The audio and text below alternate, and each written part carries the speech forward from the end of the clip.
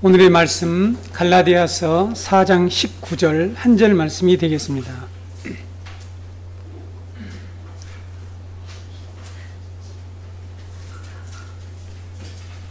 갈라디아서 4장 19절 제가 여러분 앞에 낭독해 드리겠습니다.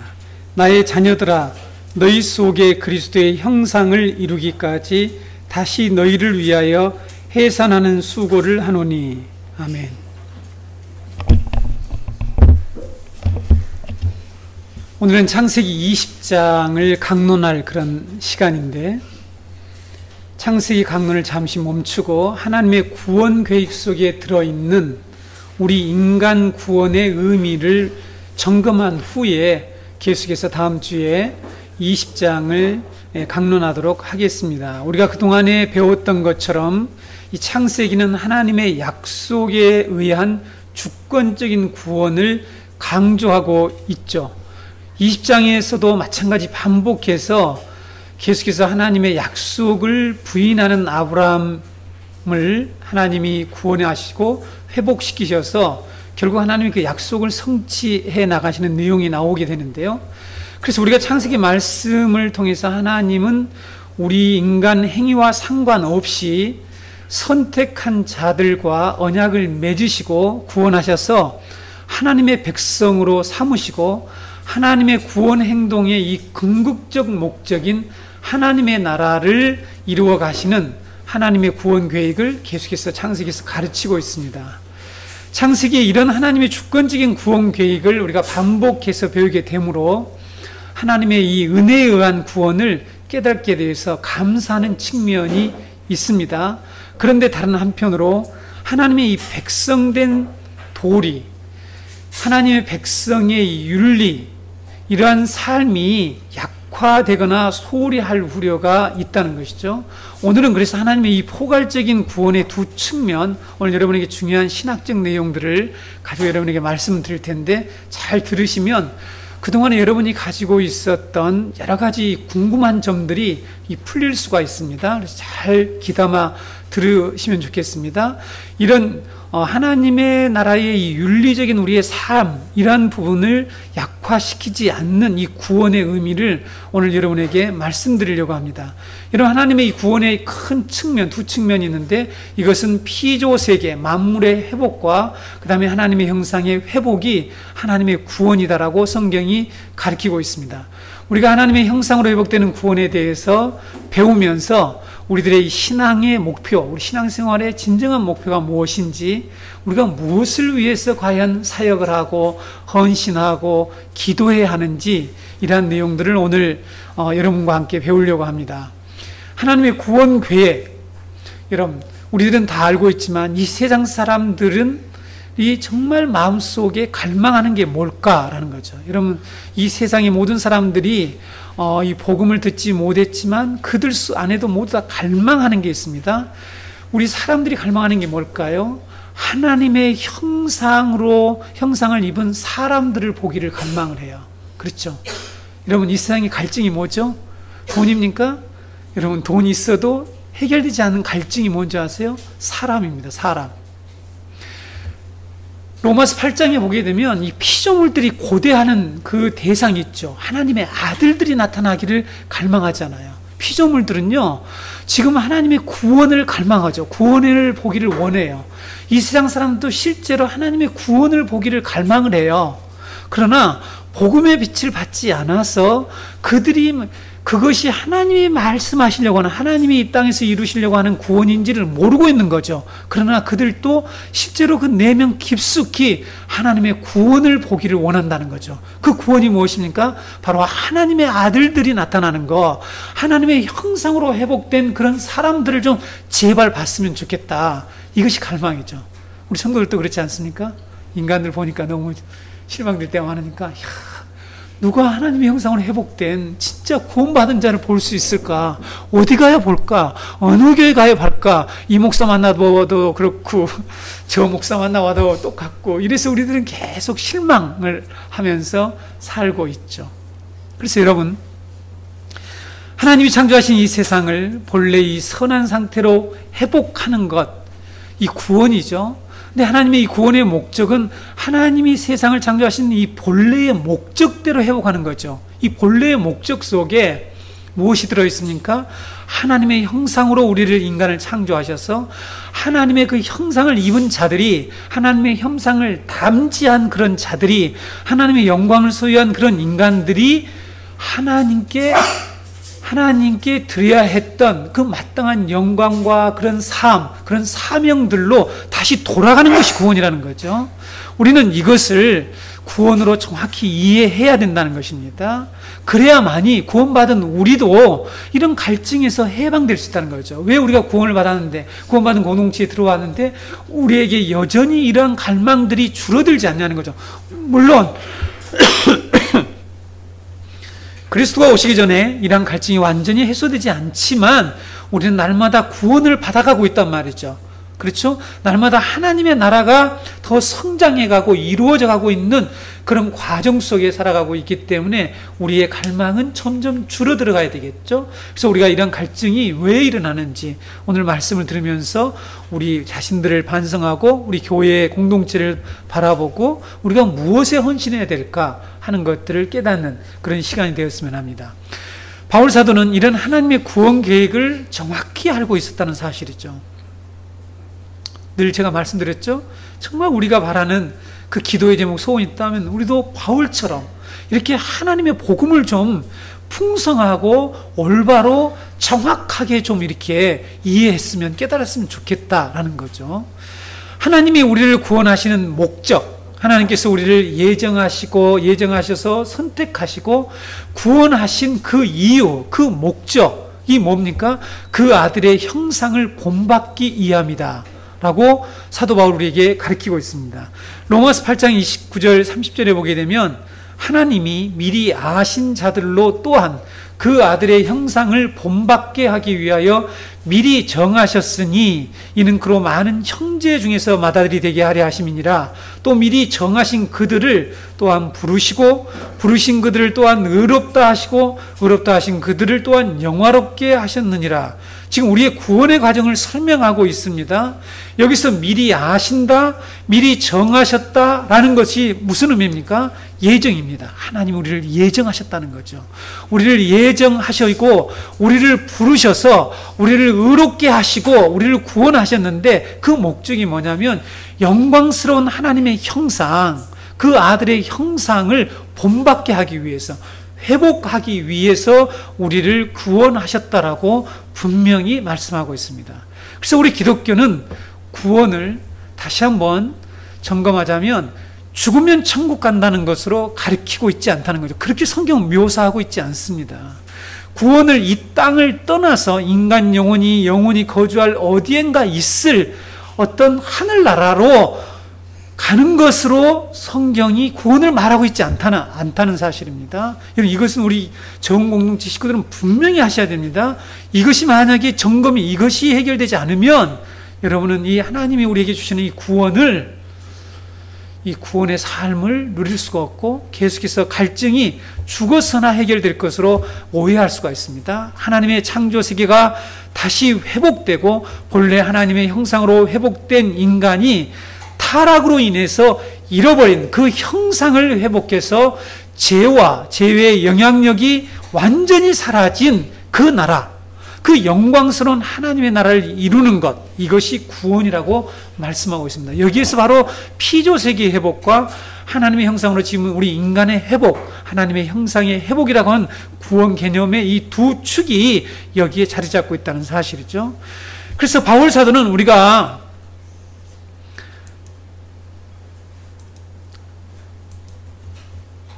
그리스도와 같은 형상으로 변화하게 될 것이라고 우리의 이 구원의 이 완성, 최종착점을 우리에게 설명해 주고 있습니다.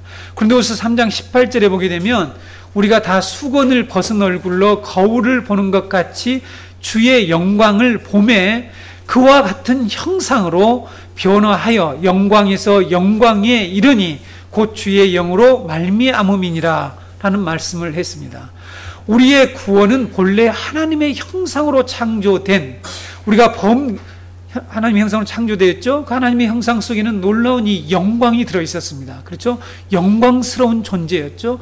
우리가 지금은 도저히 상상할 수 없는 하나님을 닮은 존재니까 그 영광스러운 하나님과 같은 영광이 우리 안에 있었다는 것이죠.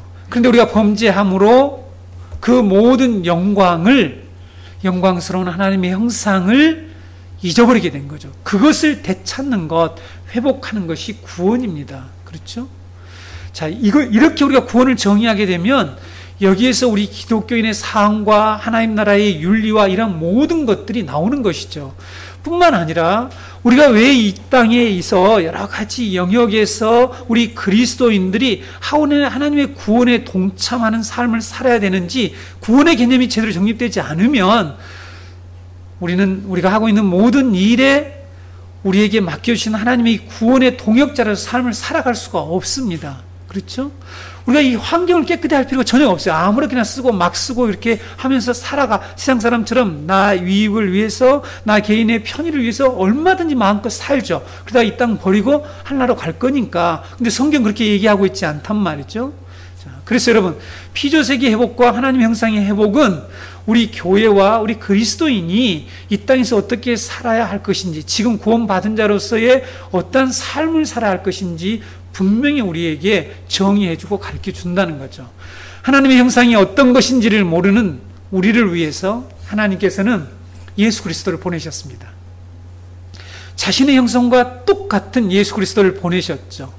보내셔서 그 자신의 형상을 보여준 거죠. 우리는 그 형상을 잊어버렸으니까, 타락함으로 말미암아 하나님의 형상이 어떤 것인지 모른단 말이죠.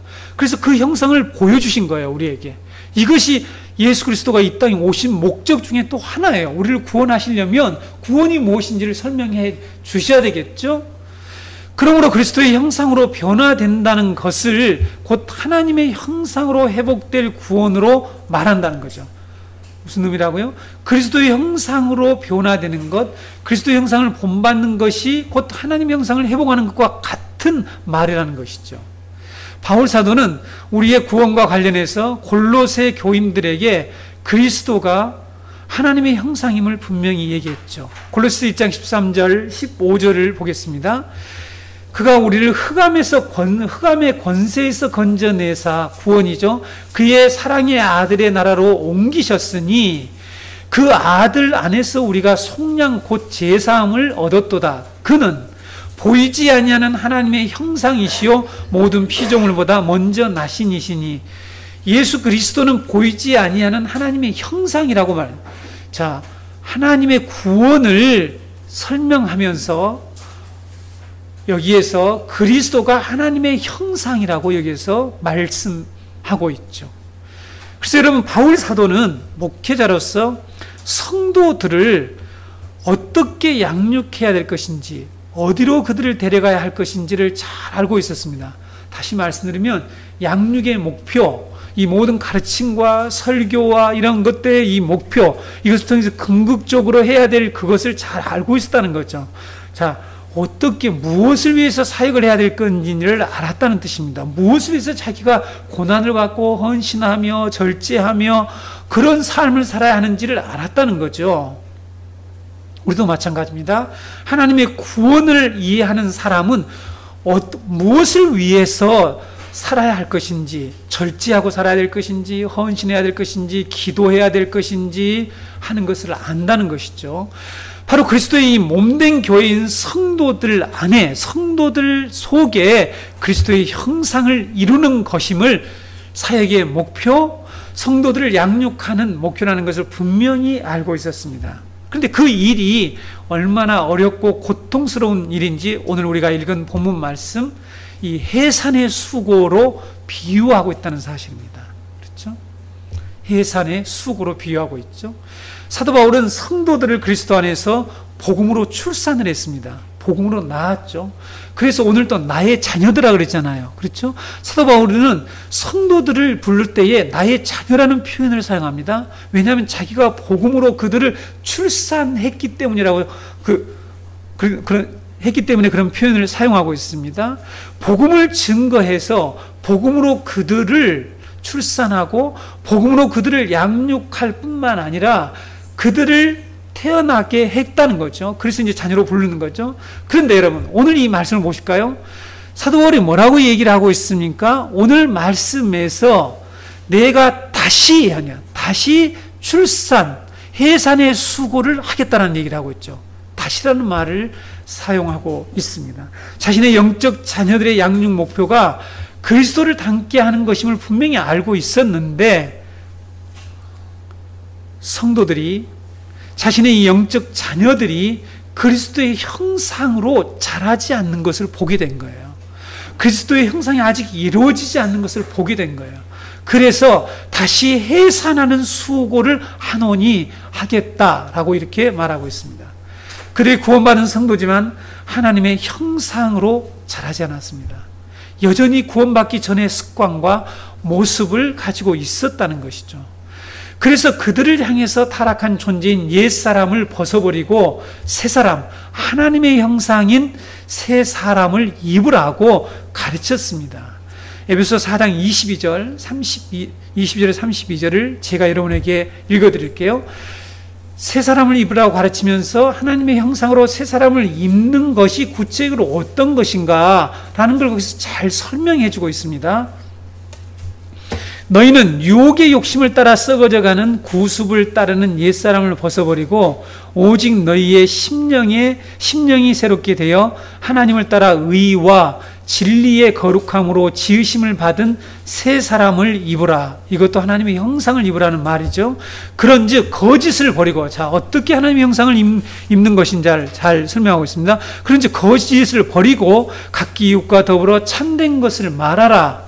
이는 우리가 서로 지체가 됨이라. 분을 내어도 죄를 짓지 말며 해가 지도록 분을 품지 말고 마귀에게 틈을 주지 말며 도둑질하는 자는 다시 도둑질하지 말고 돌이켜 가난한 자에게 구제할 수 있도록 자기 손으로 수고하여 선한 일을 하라.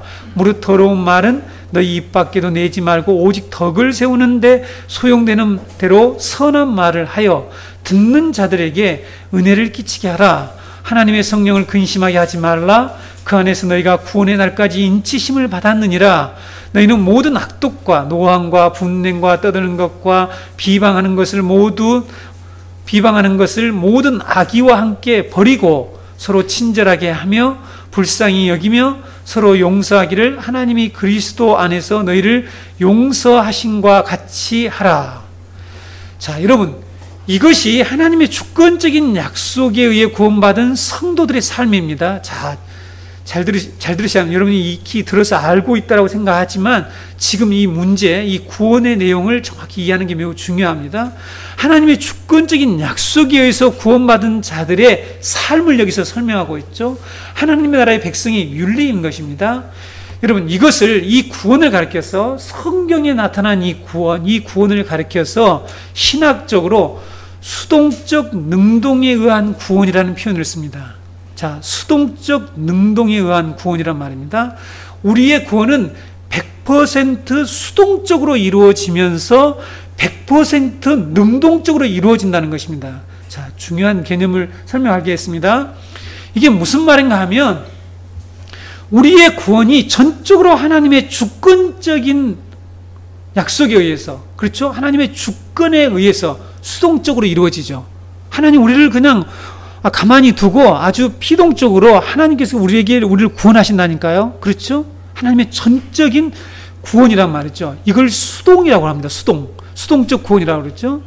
그런데 한편으로 우리 인간은 회개와 순정을 통해서 능동적으로 하나님의 그 구원에 참여해야 한다는 거죠. 이것이 수동적 능동이라고 합니다. 이해가 되십니까? 이 말이 이해가 되시나요? 자, 성경은 이와 같은 내용으로 우리에게 설명을 하고 있죠. 그렇죠? 하나님의 주권과 인간의 책임을 분명히 묻습니다. 이것 때문에 하나님이 우리를 심판하시는 거죠. 하나님의 주권과 인간의 자유의지가 있다는 것을 얘기하고 있죠. 그렇죠? 하나님이, 이것은 전도에 있어도 마찬가지로 하나님이 구원할 자를 정해 놓으셨다고 하는데 우리에게 전도하라고 그랬잖아요. 이것이 수동적 능동이에요. 하나님 우리가 구해야 할 것이 무엇인지 다 아신다고 하는데 우리에게 뭐라고 합니까? 구하라고 합니다. 이걸 어떻게 이해합니까? 그래서 신학자들이 이런 표현을 쓸 수밖에 없는 거죠. 수동적 능동에 의한 구원이다. 수동적 능동에 의한 구원. 잘 이해하시기 바랍니다. 100% 하나님께서 우리를 전적으로 구원하시지만, 은혜로 구원하시고 주권적 약속에서 구원하시지만, 하나님은 우리에게 무엇을 요구하신다고요? 회개와 순종과 사항과 실천을 요구하신다는 사실입니다. 이 구원을 이해하지 못하게 되면 그리스도인들이, 그래서 오늘 제가 서두에서 말씀드렸죠. 우리가 창세기를 앞으로 당분간 계속해서 배우게 될 텐데, 창세기 보면 전부 웃기는 사람들만, 참 우리보다 못한 사람들이 계속 나온 것 같아요.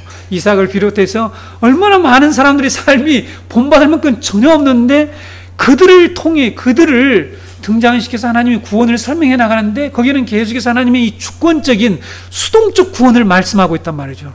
그런데 우리가 이 구원을 배우는 동안에 이 능동적 구원을 소홀히 할 우려가 있다는 것을 제가 감지하고 오늘 이 말씀을 여러분에게 전한다고 그랬습니다.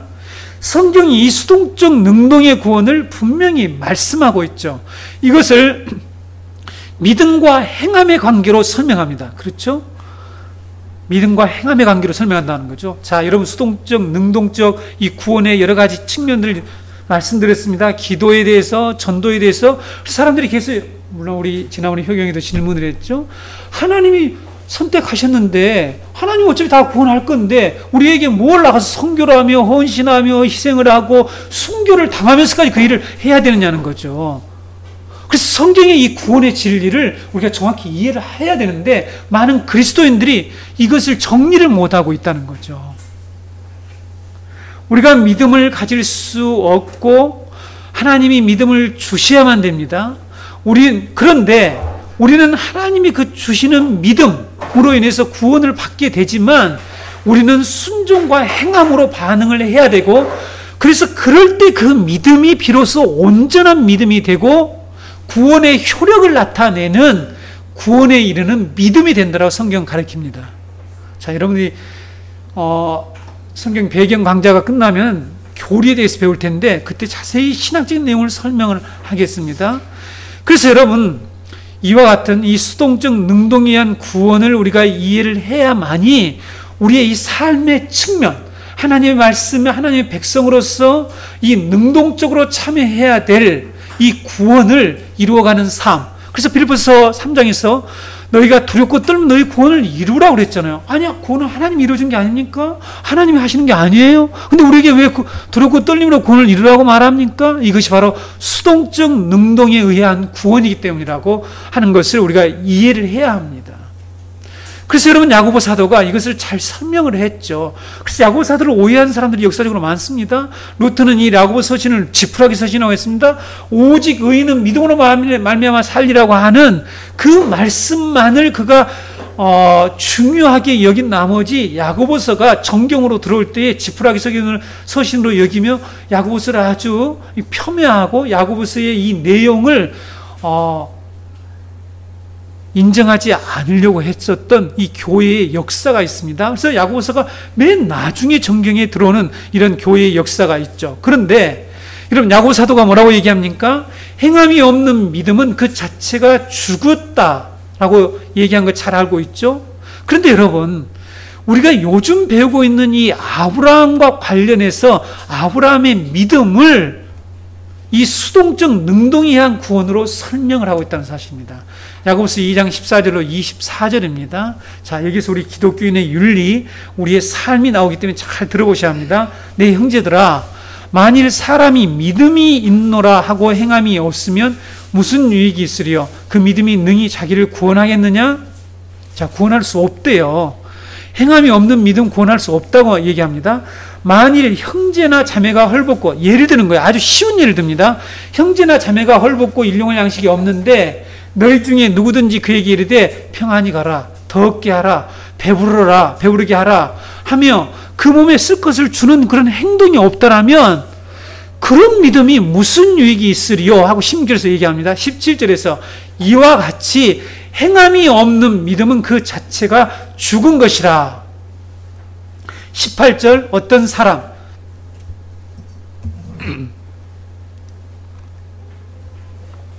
어떤 사람이 이런 얘기를 한다는 거죠. 어떤 지적으로 어떠한 그 신앙생활을 하기를 좋아하는 사람일 수가 있습니다. 그리고 믿음만을 아주 강조하는 그런 사람일 수가 있는데 18절에 어떤 사람은 말하기를 너는 믿음이 있고 나는 행함이 있으니 행함이 없는 내 믿음을 내게 보이라. 나는 행함으로 내 믿음을 내게 보이리라 하리라. 자, 이게 행동주의자가 나옵니다. 행동주의자들이 나는 믿음이 있고 너는 믿음이 있고 나는 행함이 있으니 하면서 나는 행함을 보일 때 너는 믿음을 보여봐라. 이렇게 서로 이렇게 주고받는 이런 일들이 벌어집니다. 지금 우리 가운데 일어나는 많은 충돌들이 뭐냐면 이세야 지금 진보주의자와 보수주의자들 이런 사회복음주의자들과 이 성경적인 복음주의자들이 계속 다투고 있는 내용이 뭔지 아세요? 야, 너희들 믿음 있다고 하면서 왜 행동이 그 모양이냐? 왜 삶으로 가난한 자들, 어려운 자들 돕지 않느냐? 맨날 교회 모여서만 있지 너희들 뭐하냐? 이렇게 얘기하는 자들이 있고요.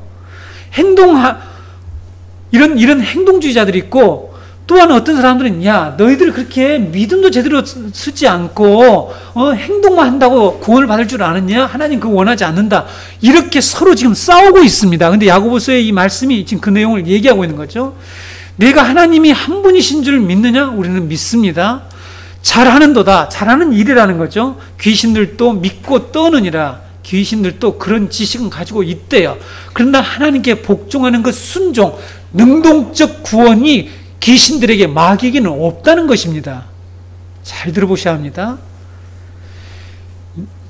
그래서 20절부터 이제 설명을 합니다. 아, 허탄한 사람아, 행함이 없는 믿음이 헛것인 줄을 알고자 하냐? 그래, 증거를 보여줄게. 21절에 우리 조상 아브라함이 그 아들 이삭을 제단에 바칠 때에 행함으로 의롭다 하심을 받은 것이 아니냐.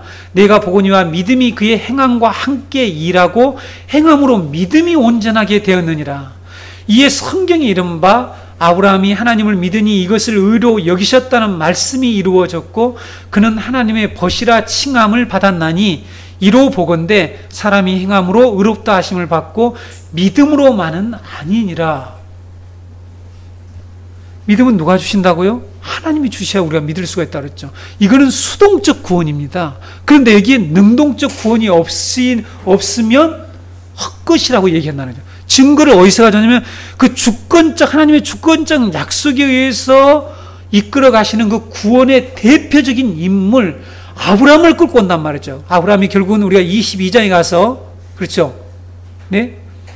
이런 이 행함을 보이는 이런 역사를 우리에게 보여주고 있는데, 그래서 여러분 구원이 무엇인가 하는 것을 우리 그리스도인은 정확히 이해해야 됩니다. 오늘날 우리 그리스도인들 가운데 지식을 추구하는 한파, 행동주의파 이렇게 분열이 되어 있고요. 그렇죠?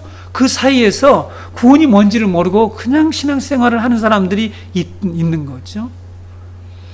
구원이 의와 진리와 거룩함으로 지음받은 하나님의 형상을 회복하는 것이라는 것을 복음을 통해서 명확하게 깨달은 사람은 사도 바울이 에베소 교인들에게 말한 것처럼 이 세 사람의 삶을 살아야 되는 거예요. 여기서 세 사람 하나님의 형상을 입은 구원받은 자를 말하는 것이죠. 그런 사람은 거짓말을 하지 않는다고 얘기했습니다. 거기에 자세히 윤리가 나와 있죠. 서로 친절하고 서로 용서하는 이 하나님의 형상을 회복하는 삶을 살게 된다는 것이죠. 자, 구원받은 자는 그리고 여기서 자녀관계, 이웃관계, 모든 관계가 비롯되는 거죠. 우리 자녀들이 부모에게 순종하고 하는 것도 구원받은 자라면 마땅한 일이에요, 사실은. 근데 구원받았다고 교회는 다니고 교회 가서 찬양인도 하고 뭐 반사하고 이렇게 다 하는, 성가대 하는데 만약에 이러한 삶이 나오지 않는다면 그가 구원이 무엇인지를 아는가? 나는 정말 성경이 말하는 이 수동적 능동에 의한 구원의 이 개념을, 이 진리를 알고 있는지를 우리는 점검해 보아야 합니다. 구원받은 자로서 하나님의 형상인 그리스도를 본받는 삶을 외면한다면 복음을 통한 하나님의 구원의 의미가 무엇인지를 모르는 자일 수가 있습니다. 그래서 여러분, 이 구원의 개념을 정확히 이해하셔야 합니다. 우리가 하나님의 이 주권적인 은혜에 의한 구원을 정말 듣고 감사하지만 거기에는 방종이나 우리가 순종하고 실천하는 것이 빠진다고 생각해서는 안 됩니다. 그래서 우리의 긴장을 늦춰서는 안 된다는 거죠. 그렇죠? 그러니까 교회가 대대로 역사적으로 바로 이것 때문에 고민을 해온 거죠. 하나님의 은혜를 강조하게 되면 방종으로 나가는 이 문제 때문에 하나님의 은혜를 강조해서는 너무나 강조해서는 안 된다라고 하는 이런 생각을 가진 사람들이 있어요. 이런 지도자들이 나타났고 이런 이론들과 이런 가르침들과 설교들이 나타나게 된 거죠. 이것이 이제 알미니언주의라고 하는데 그렇지 않습니다. 저는 지금 여러분에게 알미니언주의를 가리키는 게 아니라 하나님의 은혜에다가 우리의 행동을 덧붙여서 구원을 받는다, 이것이 아니라 100% 능동적 구원, 100% 수동적 구원이 하나로 이루어져서 온전한 믿음을 만들고 우리의 구원을 이룬다고 하는 것을 말씀드린 것입니다. 여러분, 이 개념을 잘 정리해 두셔야 합니다. 앞으로 설교를 계속 들으셔야 할 텐데 어느 날은 우리의 삶을 왜 이렇게 강조하지? 우리가 행함으로 구원받는 게 아닌데, 이런 생각을 아직도 하는 아직까지 교회를 오래 다녔는데 전혀 복음이 정립되지 않은 사람들이 너무너무 많다는 것입니다. 이건 지도자들 가운데도 너무 많고요. 교회에서도 직분을 받은 자들 중에도 너무너무 많다는 사실입니다. 그래서 그 개념을 정리를 하지 못하고 아주 헷갈려 하거나 자기 삶에서 그래서 어떻게 할 줄을 모르는, 그래서 남에게 얘기도 답변도 하지는 못하는 이러한 사람들이 많이 있죠. 그러면 그리스도의 형상을 이룬다는 의미가 뭐냐라는 거죠. 이것을 우리가 알아야 되겠죠. 첫 번째, 이제 간단하게 정리하겠습니다. 첫 번째, 하나님의 영으로 충만해지는 것을 하나님의 그리스도의 형상을 이룬다라는 그런 뜻입니다. 하나님의 형상이, 하나님의 영이 우리 안에 들어와서 하나님의 영으로 우리 안에 충만해지는 것. 자, 이것이 과연 타당한가? 처음으로 돌아가면 됩니다. 처음으로. 우리의 구원을 설명하기 위해서는 항상 우리는 창조로 돌아가야 되겠죠. 창조로. 첫 창조의 상황으로 돌아가야 합니다. 창조 때 하나님께서 우리를 어떻게 지으셨는지를 우리가 알면 되는 거죠. 하나님께서 우리 인간을 지으실 때 어떻게 지으셨나요? 흙으로 먼저 사람을 먼저 빚으셨죠. 그리고 그 다음에 어떤 일을 하셨나요? 그 코에 생기를 불어넣었죠. 그랬더니 사람이 아담아가 되었다, 아담이 되었다 그랬습니다. 아담이나 사람이나 같은 말을 그랬죠. 아담아가 되었다라고 성경이 말씀하고 있죠. 창세기 2장 7절에서 이런 인간을 생명이다, 그렇죠. 루하의 하임이라고 이렇게 얘기했죠. 뭐세요? 살아있는 영이다, 생명이 되었다, 이렇게 얘기했죠. 리빙 비잉입니다. 영어로 살아있는 존재, 생명이 있는 person, 인격체가 되었다, 이렇게 얘기를 하고 있습니다. 그렇죠? 여호와 하나님의 영으로 사람을 지으시고 생기를 그 코에 불어넣으시니 사람이 생명이 된지라 하는, 여기로 돌아가야 되는 거죠. 하나님이 우리 안에 자신의 생명을 불어넣어 주셨습니다. 이 생명은 단순히 호흡이 아니고 이 생기가 들어옴으로 우리는 하나님과의 관계를 맺을 수가 있고 하나님의 충만하심을 공급받을 수 있는 그런 영적인 존재가 되는 거예요. 우리가 티끌과 같은 이 흙과 같은 존재가 하나님의 영이 들어옴으로 말미암아 하나님의 그 충만하심을 누릴 수 있는 영광스러운 존재가 되었다니까요. 그런데 인간이 범죄함으로 말미암아 우리 인간 안에 있었던 이 생기가 어떻게 해요? 사라졌죠. 그래서 이 네페시하야, 이 생명이었던 존재가 흙이 되어버리고 말았습니다. 이 먼지와 같은 존재가 되어버리고 말았다는 사실입니다. 그렇죠? 이 생명이 없으면, 루하가 없으면 우리는 하나님과 교제할 수가 없죠. 하나님과 관계를 맺을 수가 없습니다. 흙인 존재는 하나님과 관계를 맺을 수가 없다는 것을 성경은 보여주고 있는 거죠. 우리 인간은 생명이 없는 존재가 되고 말았다는 거예요. 이것을 죽은 자라고 성경이 말하고 있고 사망했다라고 말씀하고 있죠. 그래서 살았다는 이름은 있으나 실제는 죽은 자, 하나님과 전혀 교제할 수 없고 하나님께 반응할 수 없는 존재가 되었다라고 성경이 말씀하고 있죠. 그래서 아담과 하와가 범죄했을 때 하나님께서 창세기 3장 19절에 뭐라고 말씀하십니까? 너는 흙이니 흙으로 돌아가라, 이렇게 얘기하는, 흙이니 흙으로 돌아가라고 얘기했죠. 이것이 가시적으로 오늘 우리 인간들이 죽어서 전부 땅속으로 흙이 되어버리고 마는 것을 하나님 역사 가운데 보여주셨습니다. 그렇죠? 자, 그러니까 여기에서 이 하나님의 형상을 회복하는 것이 구원이라는 걸 이해해야 된다는 말입니다. 교회 다니면서 뭐 복 좀 받고 뭐 잘 되고 세상에 형통한, 이걸 구원으로, 이런 저급한 것을 구원으로 말하는 그런 가르침은 완전 가짜라니까요. 그런 것들은 절대 귀담아 들어서는 안 됩니다. 그것이 매혹적으로 보이고 여러분의 마음을 편하게 해줄지라도 절대로 성경적인 구원이 아니라는 것을 꼭 기억해야 합니다.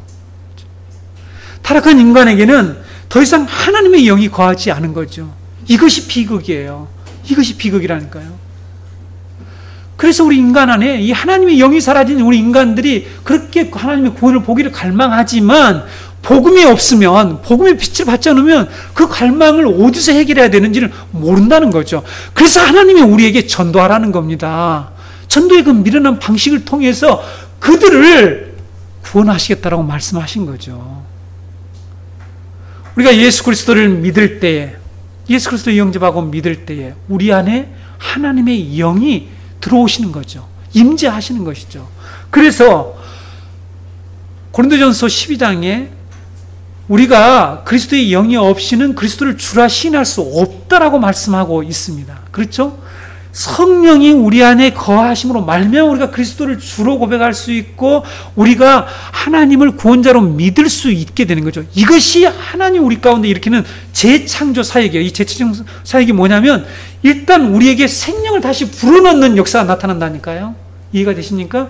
최초의 하나님이 우리 흙 같은 존재에게 생기를 불어넣으셔서 우리를 생명으로 만드셨잖아요. 근데 이때는 이 존재는 타락할 수 있는 존재였죠. 그러나 다시 하나님이 예수 그리스도를 보내셔서 우리에게 성령을 부어주시고 우리를 구원하시는데, 이걸 재창조 사역이라 하는데, 이제 우리는 하나님의 형상으로 회복되어서, 영광스러운 하나님의 형상으로 회복되어서 더 이상 타락하지 않는 그 존재로 만드시겠다는 것이 우리에게 복음입니다. 자, 인간과 관련된 이 구원의 의미를 정확히 이해를 하셔야 합니다. 우리를 다시 새롭게 하심으로 우리 안에 다시 거룩하신 성령을 불어넣어서 하나님의 형상으로 회복하시는 일을 한다는 거죠.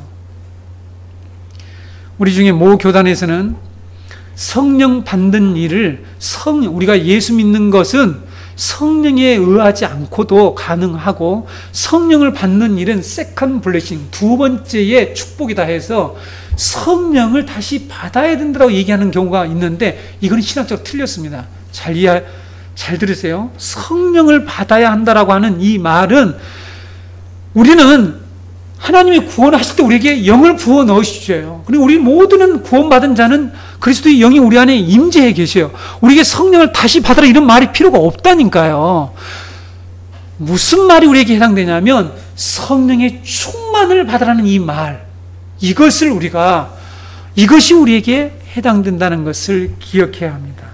여러분 잘 들으셔야 합니다. 우리 주위에 여러 가지 교포가 교단이 있는데 성경적인가 아닌가를 늘 점검해 보자는 것입니다. 우리는 구원을 바르게 이해해야 하니까 남의 교단을 폄하하려고 하는 게 아니라, 우리가 듣고 있는 이 말씀이 우리가 정말 이 구원을 사모하고 하나님 정말 구원받기를 원한다라면 그 구원의 진리를 올바로 배워야 되겠죠.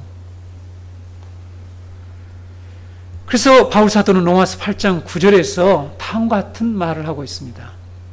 만일 너희 속에 하나님의 영이 거하시면 너희가 육신에 있지 아니하고 영에 있나니 누구든지 그리스도의 영이 없으면 그리스도의 사람이 아니니라.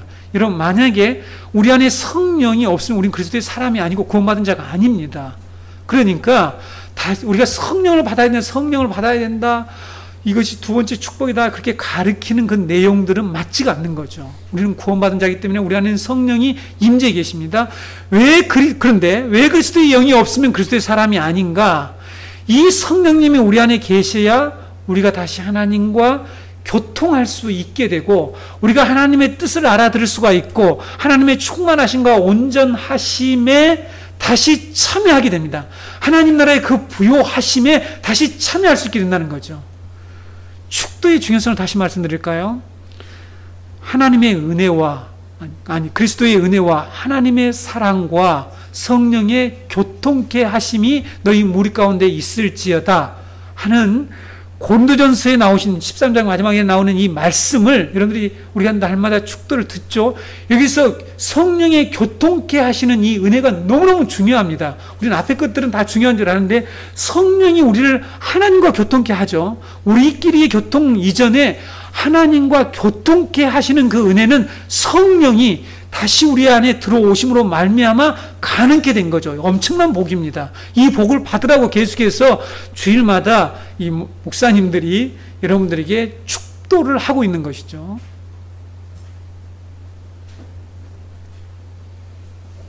성령이 우리 안에 거하심으로 우리는 하나님과 관계를 맺을 수 있게 된 것, 이 놀라운 구원의 은혜죠. 우리는 그 영광스러운 이 주의 형상이 우리 안에 계신 영으로 말미암아 이루어져 간다라고 고린도후서 3장 18절 아까 앞에서 읽어드렸죠. 우리가 주의 영광을 받는데 그와 같은 형상으로 변화하게 될 것인데, 그래서 영광에서 영광으로 이렇게 완성되어 갈 것인데 주의 영으로 말미암아 그 일이 이루어진다라고 말씀하고 있습니다. 이것이 우리가 그리스도의 형상을 이룬다는 말입니다. 첫 번째 무슨 의미라고요? 주의 영으로 우리가 충만케 되는 상태. 그래서 주의 영의 감동을 받고 주의 영의 인도를 받아서 살아가는 삶을 사는 것. 그래서 육신의 소욕을 따라가지 않고 성령의 그 디자이어, 성령의 그 갈망을 따라서 살아가는 것. 이것이 하나님의 형상을 이루는 삶이다 라고 성경을 얘기하고 있습니다. 이것이 능동적 구원이라는 사실을 우리가 꼭 알아야 된다는 것이죠. 두 번째, 그리스도의 성품과 인격에 참여하는 거죠. 담는 것을 의미합니다. 우리는 타락으로서 하나님의 형상을 잃어버렸는데 그 잃어버린 형상 중에 하나님이 우리에게 자신의 이 성품과 인격을 주셨는데, 그것으로 창조하셨는데 그것들을 잃어버렸다는 거죠. 그래서 우리들이 이처럼 아까 모든 사람들이, 우리 그리스도인들조차도, 구원받은 우리 그리스도인들조차도 누구를 보기를 원한다고요? 좀 하나님의 형상 닮은 자를 좀 봤으면 좋겠다. 왜 이렇게 보는 사람마다 요 모양이냐. 이렇게 우리가 너무 힘들잖아요. 그렇죠? 이 그리스도인들을 봐도 그렇고, 세상 사람들을 봐도 그렇고, 이쪽에 가봐도 그렇고, 저쪽에 가봐도 그렇단 말이죠. 자, 우리가 이것을, 이런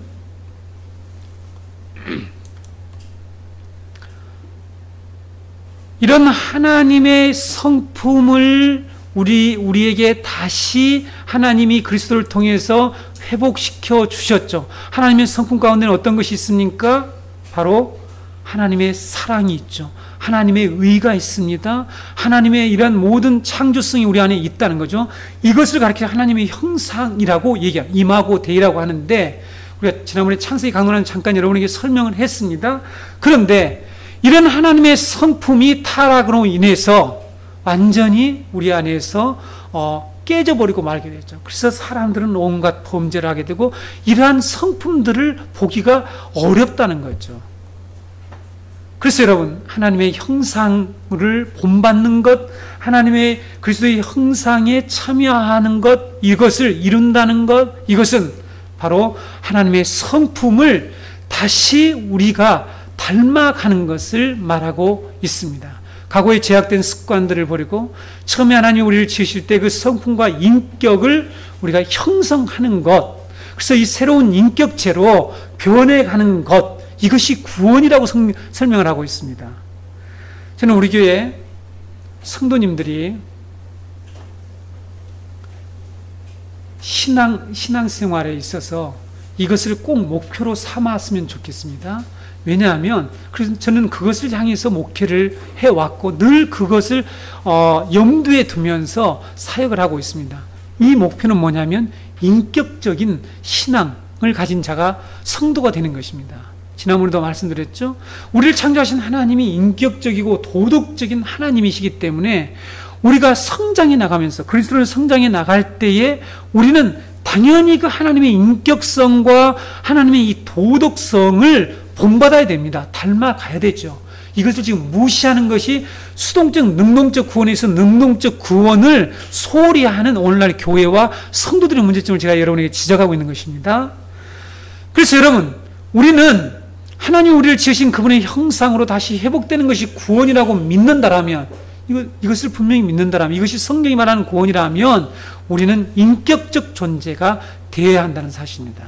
하나님은 우리를 하나님의 사랑과 의로움과 거룩한 성품으로 회복시키셔서 하나님 나라의 거룩한 백성을 삼기 위해서 우리를 구속하셨죠. 그리고 그 백성다운 성품을 다시 우리들에게 본받도록 하는 것이지, 그것은 우리가 적극적으로 순종하고 우리가 회개함으로 참여하는 것이지, 그것조차 하나님께서 모든 걸 하신다는 이 수동적 구원 안에 넣으면 안 된다는 것입니다. 성경이 그것을 우리에게 강조하고 있다는 것이죠.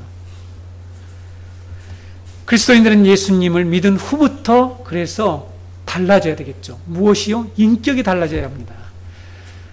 우리가 늘 안타까운 일들이 우리 가운데 벌어지죠. 세상 사람들은 그럴 수 있습니다. 근데 우리 그리스도인은 이런 말을 들었어요. 그 사람 인격이 참 엉망이네. 그 사람은 참 만나봤더니 너무 고약해. 모교회 장로라던데 집사라던데, 이런 얘기를 듣는다라면 성경이 말하고 있는 이 사도가 정확하게 하나님의 구원을 이해하고 하나님의 형상의 회복이 구원이라는 이 구원을 믿는 우리가 정말 그 구원의 개념조차도 알고 있는지, 그래서 우리가 이 문제 때문에 너무 갈등이 많다는 것이죠. 오늘날 교회와 이 그리스도인 이 공동체에서조차도 이 문제가 너무 갈등을 가져온단 말이죠. 그래서 여러분, 우리는 분명히 능동적 구원을 참여해야 합니다. 이것은 순종과 우리의 삶을 통해서 이루어지는 것이라고 말씀을 했습니다. 성경 구원받은 후에 우리가 집중하고 관심을 가져야 할 크리스천의 사항과 윤리에 대해서 많은 부분을 할애해서 우리에게 강조하고 있고 가르치고 있습니다. 마지막 세 번째 그리스도의 형상을 이루는 것이 뭔가? 하나님의 형상으로 회복된다는 개념이죠. 예수 그리스도가 하나님과 관계를 맺는 방식으로 우리도 그런 관계를 맺는 것을 말하고 있습니다. 자, 여러분, 삼일체 하나님 속에 가장 중요한 개념이 들어있는데 관계입니다. 관계.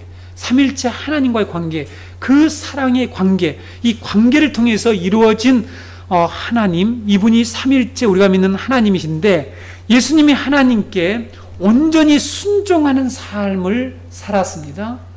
왜 그렇습니까? 왜 예수님이 이 땅에 오셔서 순종하는 그 하나님의 형상을 보여주셨습니까? 우리가 첫 번째 아담이 불순종으로 인해서 우리가 타락을 하게 되죠. 그렇죠? 그래서 모든 관계가 깨져버리게 됩니다. 부부관계가 깨져버릴 뿐만 아니라 더 중요한 하나님 관계가 완전히 깨졌죠. 그래서 이웃과의 관계가 깨져버리고 말입니다. 자신과의 관계가 깨지고 말았죠. 제가 삼중적, 사중적 소리를 여러분에게 말씀드렸죠. 타락이 가져오는 이 네 가지의 깨진 관계, 이것을 사중적 소외라고 말씀드립니다. 하나님과의 관계가 깨졌죠. 하나님과 관계의 소외, 자신과의 관계의 소외, 이웃과의 관계의 소외, 그 다음에 이 자연과의 관계의 소외. 그렇죠. 이렇게 우리는 지금 자연과도 이 조화스러운 관계를 맺지 못하고 있죠. 그래서 우리가 자연으로 인해서 많은 고난을 당할 때가 있습니다. 자연이 주는 혜택도 있지만, 이것을 하나님께서 회복하시는데 예수 그리스도가 우리에게 오셔서 하신 일은 뭐냐면 하나님께 순종하는 그 모습을 보여주셨다는 것이죠. 그런데 우리가 하나님, 예수님이 다 순종하심으로 수동적 구원을 이루어 주셨기 때문에 우리는 순종하지 않아도 된다라는 이런 여러분 가르침이 있습니까? 있을 수 있습니까? 없죠. 이런 내용이 있을 수가 없죠. 그런데 우리는 아까 주권적 하나님의 구원, 하나님의 약속에 의한 구원을 계속해서 듣다 보면 바로 이 부분에 대해서 우리 상대적으로 우리는 그냥 적당히 노력을 해도 되겠구나라는 이런 생각과 착각을 하면 안 됩니다. 그리스도인들이 이 구원에 대한 정확한 이해가 없기 때문에 오늘날 우리 가운데 이런 삶을, 이런 모습들을 드러내고 있다는 거죠. 그래서 여러분, 본래 하나님의 형상으로 지음받은 우리 인간은 하나님과 순종의 관계 속에서 하나님의 이 풍성하심과 부요하심을 누릴 수 있는 그 영광스러운 지위를 계속해서 유지할 수 있었는데, 첫 아담의 반역으로 하나님의 형상이 깨졌다는 거죠. 그래서 둘째 아담이신 예수 그리스도가 오셔서 우리의 이 불순종 때문에 대신해서 죄값을 치르시고 죽기까지 순종해서 우리를 구원하셨죠. 그러나 그 순종을 통해서 우리에게 다시 그러한 순종의 자리로 나아가도록 하는 것, 이것이 바로 수동적 능동에 의한 구원이라는 것을 기억해야 합니다. 사도 바울이 고린도 교인들이 이 개념을 잘 이해하지 못한 거예요. 그리고 지적으로만 예수 그리스도를 믿으려고 했죠.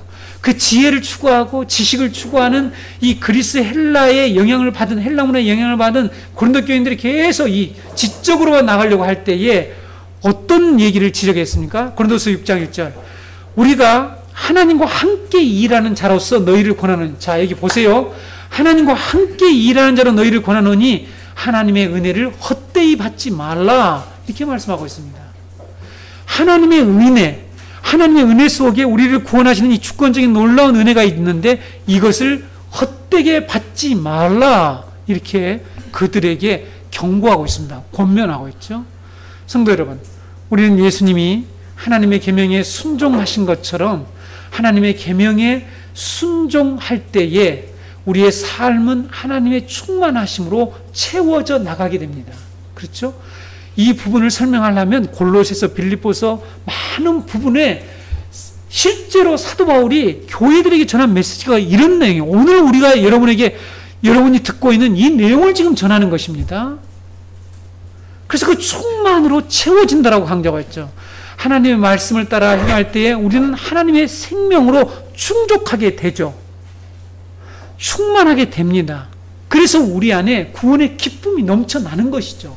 우리의 갈증이, 하나님과의 관계가 단절됐을 때 있었던 그 모든 갈증들이 서서히 해결되어서 궁극적으로 그 하나님의 그 영광스러운 완성될 그 하나님 나라에서 우리는 진정한 절대적 만족과 기쁨과 이 평안과 이 샬롬을 맛보게 된다라고 성경은 우리에게 가르치고 있습니다.